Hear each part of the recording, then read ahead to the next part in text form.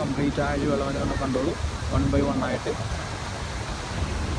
അതൊരു നിശ്ചിത സമയം കൊടുത്തിട്ടുണ്ട്, അതിൻ്റെ ഉള്ളിൽ പാസ് ചെയ്യാം.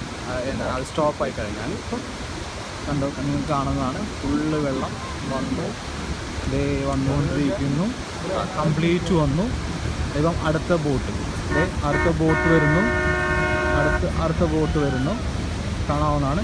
ഓട്ടോമാറ്റിക്കായിട്ട് ബോട്ട് ചെല്ലുന്ന സമയത്ത് നമുക്ക് വെള്ളം 2 വശങ്ങളിലേക്കായി മാറിപ്പോകുന്നുണ്ടോ, കണ്ടോ ആ സെൻസർ വന്നു. ഇത് സെൻസറാണത്. 2 വശങ്ങളിലേക്കായി വെള്ളം മാറിപ്പോകുന്നത് കാണാവുന്നതാണ്. ഇതാണ് ദുബായിയുടെ ഏറ്റവും ലേറ്റസ്റ്റ് ടെക്നോളജിയിൽ പെട്ടിട്ടുള്ള ദുബായ് കനാൽ.